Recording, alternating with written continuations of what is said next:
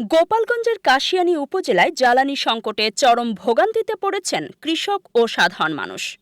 স্থানীয় বিভিন্ন তেল পাম্পে জ্বালানি মজুত থাকার অভিযোগ উঠলেও তা সরবরাহ না পাওয়ায় ক্ষোভ প্রকাশ করেছেন ভুক্তভোগীরা। এখানে তেল দেয় নাই, তেল পার্সোনাল ভাবে দিচ্ছে আবার। হ্যাঁ, 1,000 টাকার ফুটেজ আমার কাছে আছে, 1,000 টাকার তেল দিয়েছে, সে ফুটেজ আমার কাছে আছে, আমি নিউজ করি নাই এখন পর্যন্ত। এই পাম্পের থেকে আমি থাকাকালীন দুটো গাড়ি দিতেছে, তখন থানার থেকে প্রশাসনের লোক আসছিল, ওনাদেরকেও পাবলিক যারা ছিলেন ওনারা বলছেন, এবং সে কথায় ওনারা কোনো তোয়াক্কা করেন নাই। ওনারা বলছে যে তেল আসলে তেল দেওয়া, অথচ এখানে তেল মজুদ ছিল আমার জানা মতো। আমি বিকালে কখন থেকে 1.5 ঘন্টার মতন হবে এখানে দাঁড়িয়ে আছি, কোনো তেলের কোনো সন্ধানই মেলে নাই এখন পর্যন্ত। কি কইছি? আপনি সরকারের উদ্দেশ্যে কি বলতে চান? সরকারের উদ্দেশ্যে তো অনেক কিছু বলার আছে, আমি তো এখন সাংবাদিক হিসাবে আমি ওইভাবে বলতে চাচ্ছি না, তবে সরকার এটা নিয়ন্ত্রণে আনা উচিত।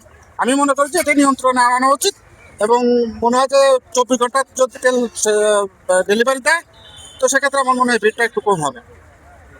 রবিবার সকাল থেকেই কাশিয়ানীর বিভিন্ন পেট্রোল পাম্পে ভিড় জমাতে দেখা যায় কৃষক, মোটরসাইকেল চালক সহ সাধারণ মানুষকে।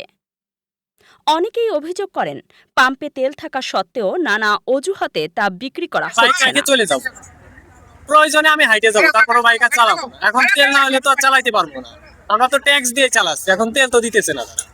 এতে করে কৃষিকাজে ব্যবহৃত যন্ত্রপাতি চালাতে পারছেন না কৃষকরা, ফলে উৎপাদন ব্যাহত হওয়ার আশঙ্কা দেখা দিয়েছে। স্থানীয় এক কৃষক জানান, ধানের মৌসুম চলছে, এখন যদি সেচ বা যন্ত্র চালাতে না পারি তাহলে বড় ক্ষতির মুখে পড়তে হবে। পাম্পে তেল আছে, কিন্তু আমাদের দিচ্ছে না, এটা খুবই দুঃখজনক। আমি এই দশটায় আইসি গুনাবড়া তেল না পেয়ে বলছেন, আমি এই দিন আইসি সকালে তেমনি খাওয়া দাওয়া করে দিচ্ছি।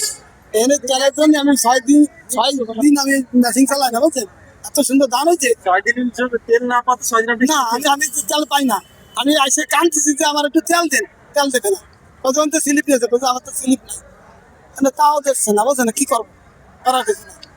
এদিকে মোটরসাইকেল চালকরাও পড়েছেন বিপাকে। অনেকেই দীর্ঘ সময় লাইনে দাঁড়িয়ে থেকেও জ্বালানি না পেয়ে খালি হাতে ফিরছেন। এতে করে তাদের দৈনন্দিন কাজকর্মেও বিঘ্ন ঘটছে।